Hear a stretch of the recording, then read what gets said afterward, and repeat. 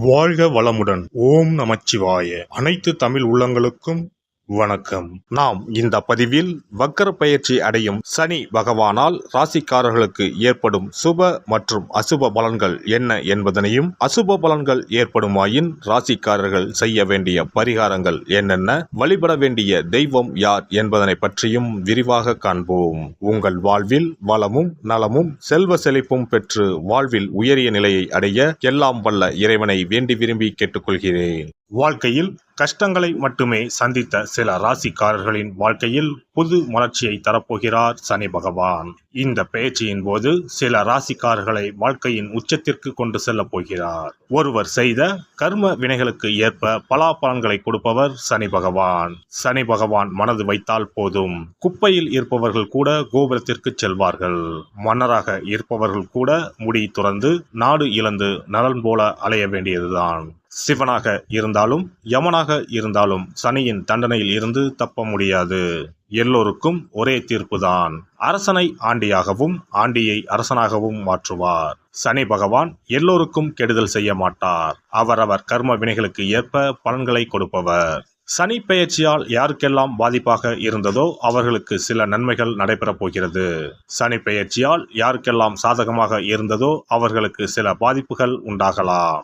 வருகிற ஜூன் மாதம் 30ஆம் தேதி சனி பகவான் கும்பராசியில் வக்கர பயிற்சி அடையப் போகிறார். அதாவது எதிர் திசையில் நகரப் போகிறார். இந்த நிகழ்வானது ஜூன் மாதம் 30ஆம் தேதி இரவு 12:35 சனியின் சொந்த ராசியான கும்பராசியில் நடக்கப் போகிறது.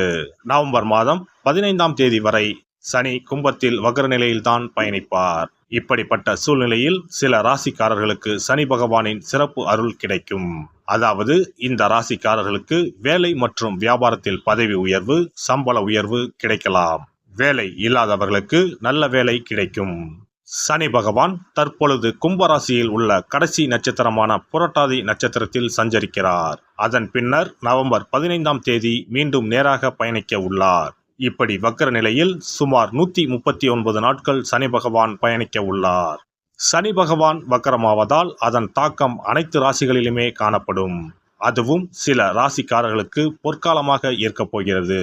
மேலும் நிதி நிலையில் நல்ல உயர்வும் தொழிலில் நல்ல முன்னேற்றமும் ஏற்பட உள்ளது. திருமண வாழ்க்கையில் மகிழ்ச்சி அதிகரிக்கும். இனி உங்கள் ராசிக்கான பலன்கள் என்ன என்பதனை பற்றி காண்போம். மிதுன ராசி அன்பர்களே, இதுவரை இருந்து வந்த பிரச்சனைகள் விலகும். கடந்த 9 வருடங்களாக இழுபறியாக இருந்து வந்த சிக்கல் ஒன்றுக்கு தீர்வு கிடைக்கும். பொருளாதார அளவில் நல்ல பலன்கள் உண்டாகும். எதிர்பார்த்த சம்பள உயர்வு கிடைக்கும். அலுவலகத்தில் உங்கள் கை ஓங்கும். எதிர்த்தவர்கள் அடங்குவார்கள். புதிய விஷயங்களை கற்றுக்கொள்வீர்கள். வியாபாரத்திலும் லாபம் அதிகரிக்கும். குடும்பத்தில் மகிழ்ச்சி உண்டாகும். பிரிந்திருந்த தம்பதிகள் ஒன்று சேரும் வாய்ப்பு உண்டு.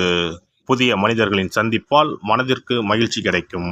10ஆம் வீட்டில் இருக்கும் ராகு பகவான் உங்களை பலப்படுத்தி கொண்டிருக்கிறார். எனவே கடன் பிரச்சனைகளுக்கு தீர்வு கிடைக்கும். அலுவலக ரீதியாகவும் நற்பலன்கள் அதிகரிக்கும். என்றாலும் குடும்பத்தில் ஒருவருக்கொருவர் விட்டு கொடுத்து செல்வது நல்லது. மனதில் சாதிக்க முடியும் என்ற தன்னம்பிக்கை துளிர்விடும். சவால்களில் வெற்றி பெறுவீர்கள். பழைய வாகனத்தை மாற்றுவீர்கள். இனி ஓரளவு வசதியான வீட்டுக்கு மாறுவீர்கள். மகனுக்கு அயல்நாடு தொடர்புடைய நிறுவனத்தில் வேலை கிடைக்கும். பழைய கடனை தீர்க்க உதவிகள் கிடைக்கும். சொந்த வீடு வாங்குவீர்கள். வழக்கில் நல்ல தீர்ப்பு வரும். பங்காளி பிரச்சனைகள் தீரும்.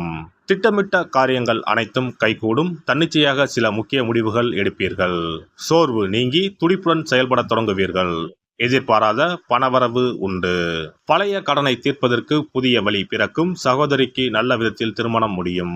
மனைவி வழி உறவினர்களால் ஆதாயம் உண்டு. வியாபாரத்தில் வேலையாட்களை மாற்றுவீர்கள். உத்தியோகத்திலும் மதிப்பு மரியாதை கூடும்.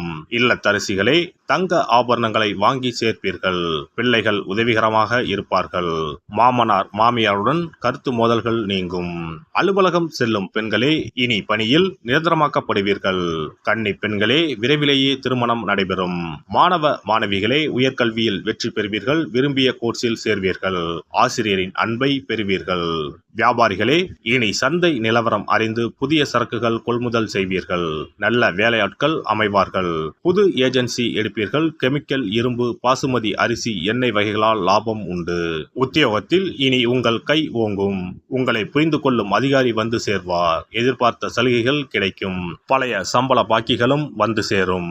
அயல்நாட்டு தொடர்புடைய நிறுவனங்களில் இருந்து புதிய வேலைகள் வந்து அமையும்.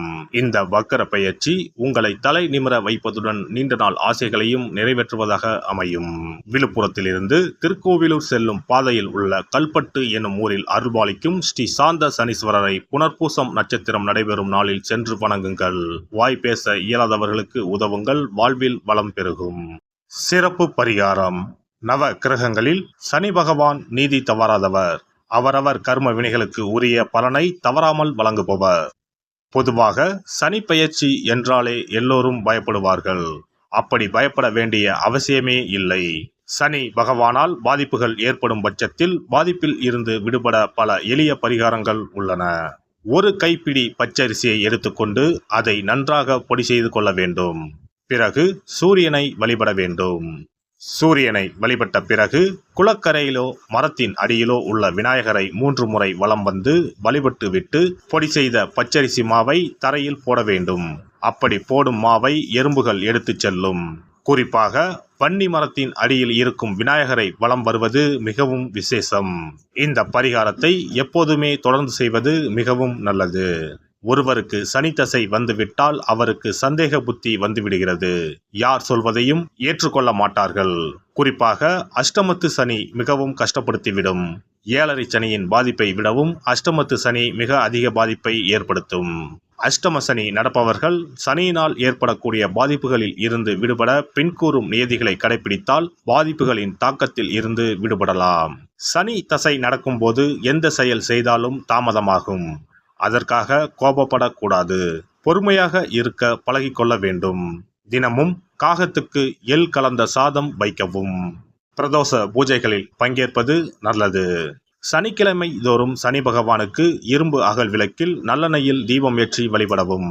கருங்குவளை மலர்களால் சனி பகவானுக்கு அர்ச்சனை செய்து வரலாம். வன்னி மர இலைகளை மாலைகளாக தொடுத்து சிவபெருமானுக்கு சனிக்கிழமை தோறும் சாற்றி வணங்கி வழிபடவும். சனிக்கிழமை அன்று அசைவ உணவு கண்டிப்பாக சாப்பிடக்கூடாது. சனிக்கிழமை தோறும் நல்லெண்ணெய் குளியல் செய்தால் கெடுதல் குறையும். விநாயகர் வழிபாடு செய்யலாம். அனுமன் வழிபாடு சனி பகவானின் தொல்லைகளை குறைக்கும். ஞாயிற்றுக்கிழமை மாலை ராகு கால வேளையில் கால பைரவரை வணங்கி வரலாம். தேய்பிறை அஷ்டமி நாளில் கால பைரவரை வணங்கி வருவது நன்மை தரும். ஏழை மாணவர்களின் படிப்பு செலவுக்கு உதவலாம். சனி பிரதோஷ வழிபாடு செய்வது சிறப்பு. அன்னதானத்துக்கு உதவி செய்யலாம். சித்தர்களின் பீடங்கள், ஜீவ சமாதி பீடங்களுக்கு சென்று வணங்கி வழிபடலாம். வன்னி மரத்தை சுற்றி வந்து வணங்க வேண்டும். இதனால் சனி பகவானின் கொடுமையான பாதிப்புகள் விலகிவிடும். பிரதோஷ காலத்தில் சிவபெருமானுக்கு வில்வ இலை கொடுத்து வணங்க வேண்டும். தினமும் ராமநாமம் ஜபித்து வந்தால் சனி பகவானின் தொல்லையிலிருந்து தப்பிக்கலாம். கால்கள் இல்லாமல் நடக்க இயலாதவர்களுக்கு இயன்ற உதவியை செய்யலாம். இந்த வழிமுறைகளை முறையாக கடைபிடித்து சனியினால் ஏற்படக்கூடிய பாதிப்புகளின் தாக்கத்தில் இருந்து விடுபடலாம். எல்லாம் வல்ல இறையருளால் நீங்களும் உங்கள் அன்பு குடும்பமும் உடல் நலம், நீலாயுள், நிறை செல்வம், உயர் புகழ், மெய்ஞானம் ஓங்கி வாழ்க வளமுடன்.